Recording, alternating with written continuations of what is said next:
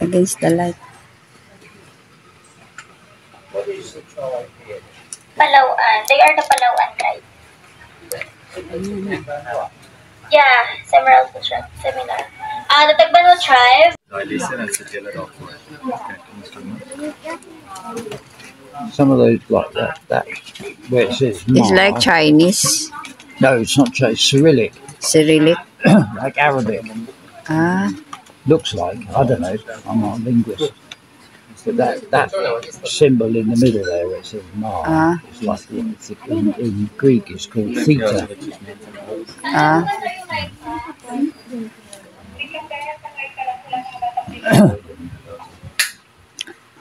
So they have the Kobo here. And that first symbol.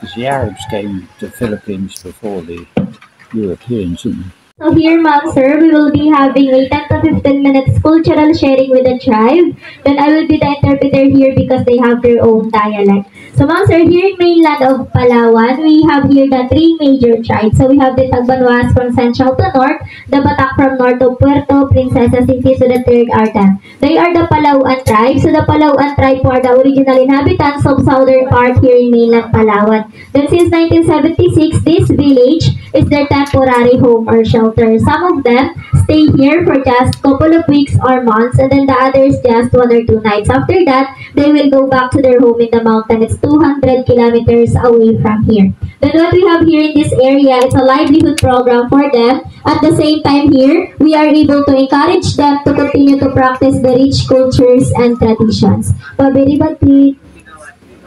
She will give you something, hold it, and pass it to your seatmate or pass at the back after you see it. So that is bagtik. It's one of their very important traditional product. Bagtik is a sap or a resin of almasiga tree nagtapo siya ng puno. And almasiga tree is a huge tree that can grow in higher elevation at least 2,000 feet above sea level. So at first, it is a sticky liquid, but after a week or a month or two, it will turn solid. When if it's already solid, it's time for them to harvest.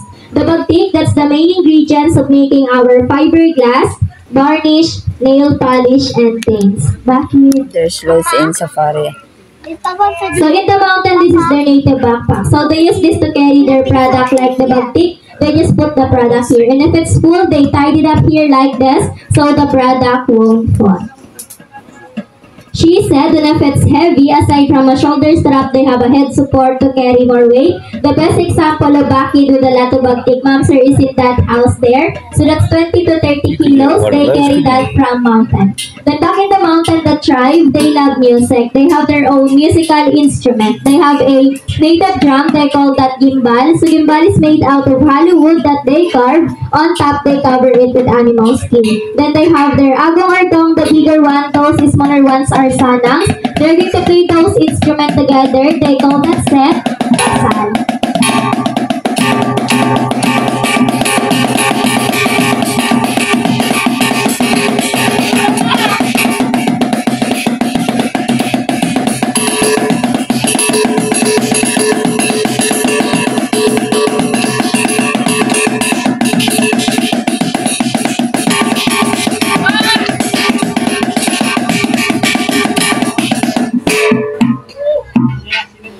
Okay, then here, ma'am, sir, they don't dance to entertain guests or visitors because tribal dances are all rituals, which means sacred. So they just dance when they have ritual events like weddings, food harvestings, and prayers. Then before the arrival of a modern guitar, the Palawan tribe have their own two-string guitar. That guitar is considered as one of the first guitar here in the Philippines. So they're going to play a music now, and it's Bogit song, which means bird song.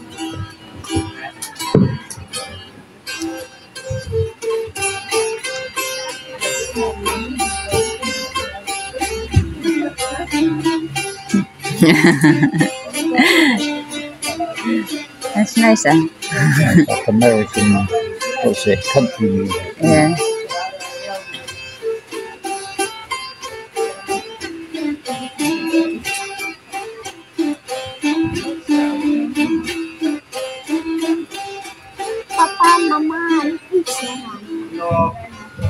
Okay, then they also have have an aruding, and aruding po is made out a piece of a palm tree. Then they put beeswax to adjust the sounds, and they play that one using the vibration of their mouth.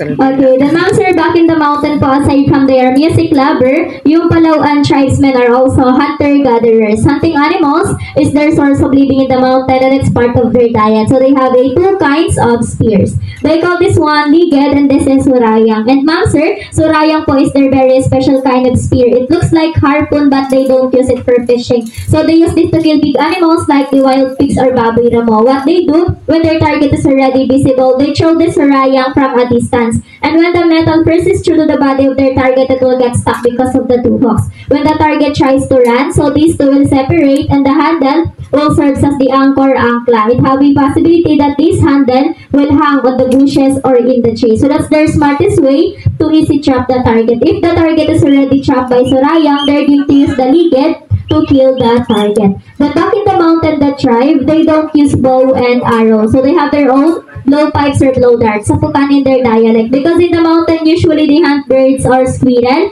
As a hunter, they have their own way on how they copy the sounds of their target.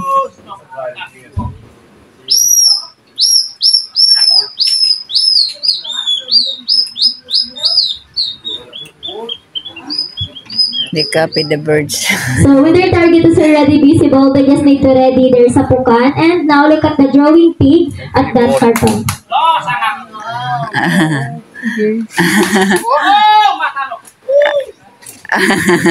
Okay, and moms are, according to them, they can hit farther than that or mas malayo pa. And moms are, whenever they hunt big animals in the mountain, they put poison for every tip of their darts. Their poison is coming from plant, and their poison, this plant is the main ingredients of their poison. So it's one of the ingredients. So they call this one beta. They just collect the sap or the resin of that yung tagtanya, and then they mix it with other plants. They cook it in a slow fire to make a poison effective.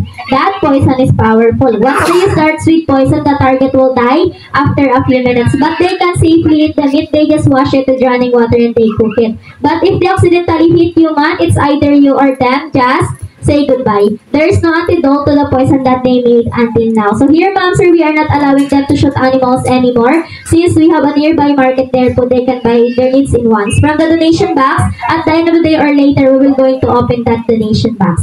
Okay, so now he's going to show to you on how they make fire in the mountain. The process called santikan, which means to strike or friction. Moms, the materials that they use is a piece of metal. They have a flintstone or buhay na bato and native cotton.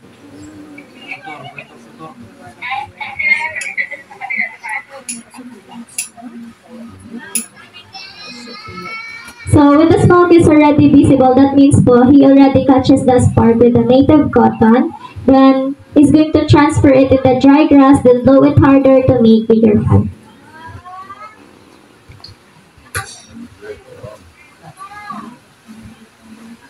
In the mountain, usually, even though yung mga kids ng tribe, they know how to make fire, how to hunt animals. It's part of their training for their survival in the mountain.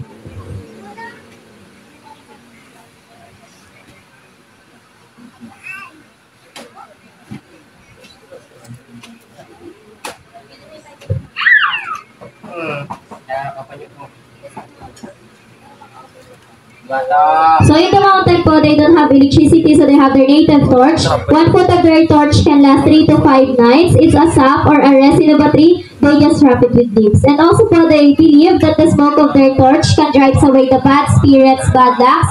It can cure illnesses like headache, stomach ache. It can be used for aromatherapy, the insect repellent of them. And Master, that's all for our cultural sharing. If you want to know more information like how this livelihood program started, we have a lot of information at the back. Then we have our donation box there. That's for the sustainability of this project. If you're a coffee lover, we have a coffee shop in the garden there. You can try to purchase the 7 coffee. So now I'll give you time to take some picture with them. You can hold their pet. It's a non-venomous python. You can take picture now, sir, ma'am. Just group by group, please. Picture now.